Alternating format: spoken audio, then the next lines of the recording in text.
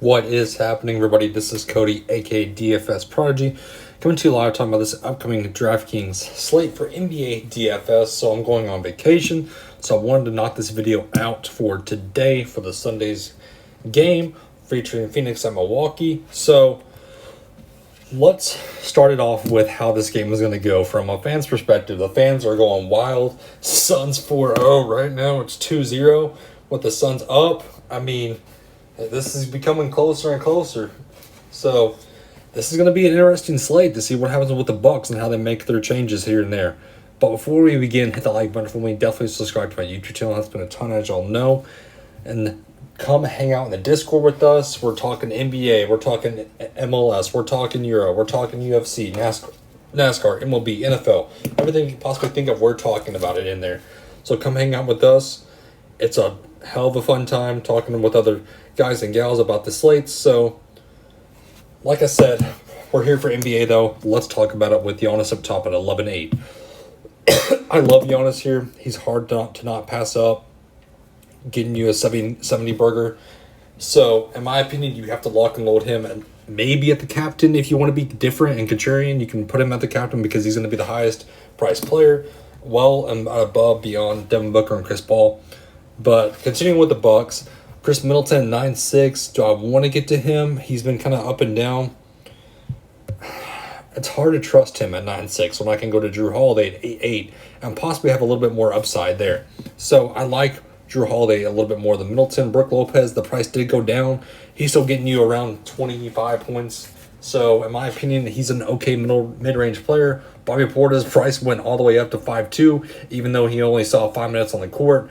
That's a little strange to me how it went from 3-2 to 5-2 when he only saw, again, 3 minutes.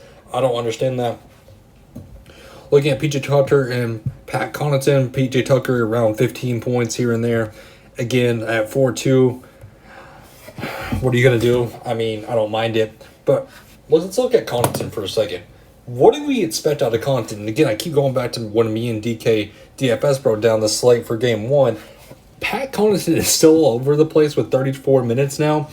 Seeing 30, 28, 34, and then with fantasy points at 30, 15, and 25. I don't know what to expect out of him, but if you can catch him on a fire night, I don't mind it at 3-8. Brian Forbes, again, no thank you. Jeff T, not really for me.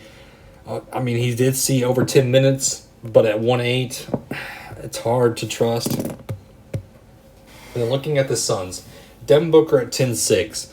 Do I want to get the Devin Booker here? Again, I don't mind it. I'd rather go to him right now. I think he's the fire player. Looking at Chris Paul, it's just a tough call, close between the two. If you want to go with a better price point, obviously it's going to be Chris Paul. I think he has a safe floor. But if you want to go with a higher ceiling, you can look at Devin Booker. DeAndre Ayton at 9,000. I love him here once again, hovering around 40 points. Lock and load him. Mikal Bridges' price did go up. He had an amazing game. He's very scoring dependent, though. So be careful with that when you can go to Jay Crowder at 6,000, who, again, these two guys lit it up. So the price obviously jumped. If I had to rank it, it would be Brook Lopez 1, Jay Crowder, then Mikal Bridges. Campaign and Cameron Johnson.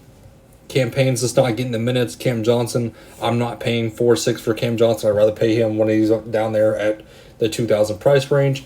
And then here's the interesting part. What's happening to Torrey Craig? Because if Torrey Craig is out, hear me out. No pun intended.